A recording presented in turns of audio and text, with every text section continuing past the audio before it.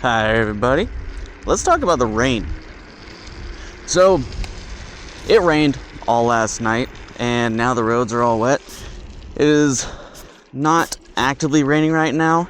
If anything, there's like the lightest little sprinkle. But I live in Washington, in the beautiful Pacific Northwest. It's the most beautiful place on earth. I'm not biased. And we get a lot of rain, which seems a little bit weird since we're coming off of the end of the summer, and the summer was actually pretty dry, so I've been looking forward to the rain.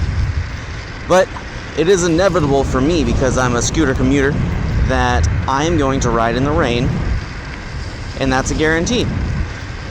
Now, I should preface all this by saying that although Apollo scooters have a water resistance rating, a pretty high one at that, they do not recommend that you ride your scooter in the rain. That having been said, I commute on my scooter, and because I commute on my scooter, I can't really avoid it. So we're just going to talk about some tips to help if you have to ride in the rain for your own safety, for the scooter safety, and how to ride the best for the conditions. So first, we're going to talk about your comfort, and that all starts from gear. I am very much a minimalist, so I don't like having to have a ton of different gear, and all of the gear that I have is adaptable. My Osprey backpack is awesome. It comes with this rainfly. Normally it's orange, and I have the green rainfly on there specifically for times like this. The issue that I have seen mostly has to do with my butt. The original rear fender going over the tire still got me all wet, and it was usually on my back leg, which is nearest to that rear wheel. So it's important to have some waterproof pants, and that is going to help you tremendously.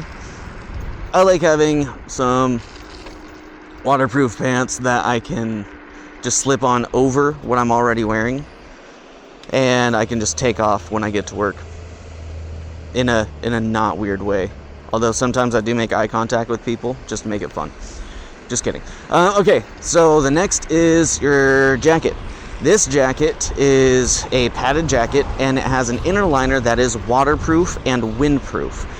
So it's great when I'm riding in the fall and winter and spring months, but that inner liner, it gets real hot during the summer. So I usually take it off. This is actually the first day that I've ridden with it on since the spring. That makes a big difference, because the last thing you want is to be riding to work and be soaking wet when you get there. Then, of course, this relates to the rain a little bit, but it relates to all your scooter riding, and that has to do with your helmet. I see all different kinds of people riding scooters around here. I see people wearing no helmets, which I just think is unwise. I see people that are riding around with skate helmets. I see people riding around with motorcycle helmets, which is probably the best option. I'm kind of in the middle with my full face mountain biking helmet, but I have it because I also mountain bike, and I have my goggles as well. That way I keep stuff out of my eyes, because I'm going at higher speeds, and it's kind of just uncomfortable to have water slap you in the face. So, helmet, jacket, pants. That's how we stay comfortable in the rain. Now, as far as riding in the rain, it's almost the same. Almost being the operative word. It is almost the same as riding in any other condition. You just got to go slower. So, by default, I've noticed that I can even go full throttle like I am now in the rain, and I'm going to go a little bit slower because there's an added resistance on the road and added weight to the scooter, to me, everything. So by default, I am going a little bit slower.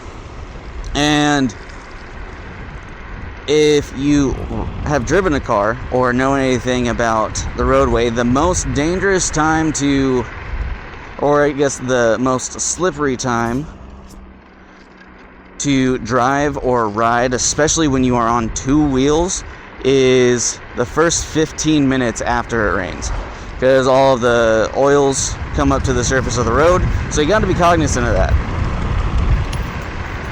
As long as you are scanning where you're riding, you will be okay. The factor that we really want to think about, though, is the scooter.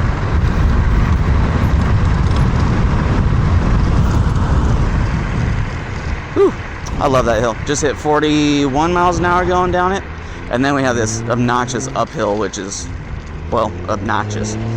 So this turn right here gets real slick, so I'm going to let off completely. Just take it slow and go. When it comes to the scooter, they all have a pretty stout water resistance rating.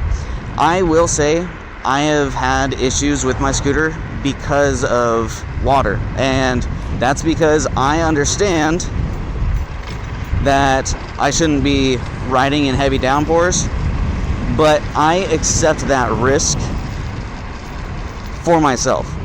I'm not saying you should, I'm not saying you have to, I'm just saying that's what I do. And what happened is all of the internals on the scooter, because I have taken this apart a few times, they're top notch, honestly. But there's one specific piece that the waterproofing on this scooter is lacking, and that was with the light controller. So whenever I would have my lights on, I would have issues with the electronics in my scooter, and eventually I had a fuse blow. All of this because of water. So I learned my lesson, and that is when you have to really focus on making your deck of your scooter more watertight. So there's a seal that goes around the battery. I made sure that was in good condition.